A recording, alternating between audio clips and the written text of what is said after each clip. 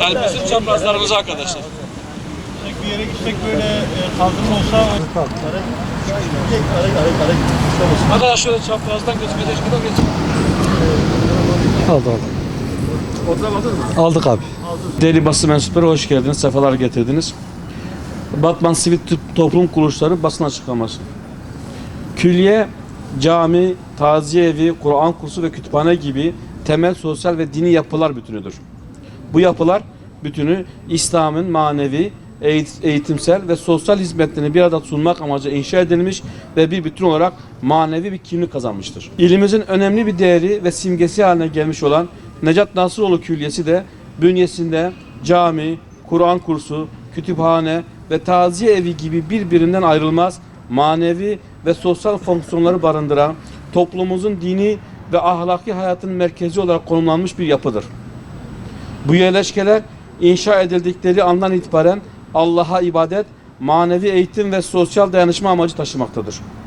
Dolayısıyla bu külliyenin manevi bütünlüğünün korunması temel görevimizdir.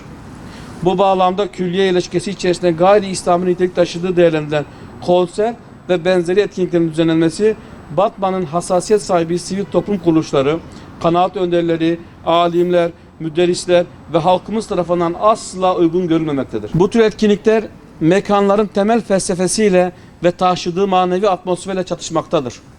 Külliye, dünyevi eğlencenin değil, manevi ve dini faaliyetlerin merkezi olarak kalmalıdır. Bizim kültürümüzde cami ve ibadethane etrafında şekillenen sosyal hayatın ritmi bellidir. Bu ritmin dışarıdan ithal edilmiş ve ruhaniyetle bağdaşmayan bir aktiviteyle kesintiye uğraması kendi değerlerimizle sırt çevirme anlamına gelir. Toplumumuzun manevi ve ilmi omurgasını teşkil eden külliyemiz son zamanlarda maalesef ciddi bir kimlik kriziyle karşı karşıyadır. Batman Sivil Toplum Kuruluşları olarak bünyesinde cami, Kur'an kursu ve taziye evi gibi 3 temel direği barındıran bir yerleşkenin temel misyonu bir kez daha hatırlatmak istemekteyiz.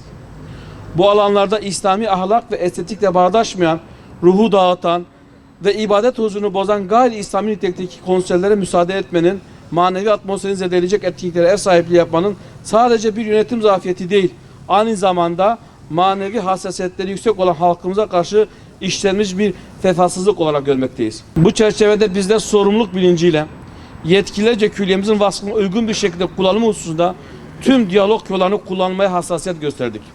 Ama ne yazık ki henüz istediğimiz sonuca varamadık. Külliyemizin tabu kayıtlarında olduğu gibi cami vasfının uygun bir şekilde kullanılması için hassasiyet göstermeye devam edeceğiz. Bu alanın temel misyonuyla çelişen etkinliklere ev sahipliği yapması, külliye bütünü içerisinde bu misyon ve ruhaniyet ile bağdaşmayan gayri İslami konserlerin verilmesi uygun olmayıp mekanın kutsiyetine saygısızdır. Bu alanlar daima manevi kimliğini korumalıdır. Bu tarz kültürel etkinlikler için şehrimizde sayısız salon, park ve mekanın mevcut olduğunu, geçtiğimiz günlerde İstanbul Büyükşehir Belediyesi'nin Beyazıt Camii yanı başına yapmayı düşündüğü konserin de duyarlı vatandaşlarımızın tepkisi sonucu iptal edildiğini hatırlatıyor ve halkımızın bu manevi merkezler olan saygısı ve hassasiyetin dikkate alınmasını, külliyemizin amacı dışında etkinlikler için kullanımına müsaade edilmemesini tavsiye ediyoruz. Bu vesileyle bir kez daha yetkilileri, ilim çevrelerinin uyarılarını yeniden dikkate almaya ve manevi mirasımızın korucusu olma sorumluluğunu hatırlatmaya davet ediyoruz. Teşekkür ediyorum.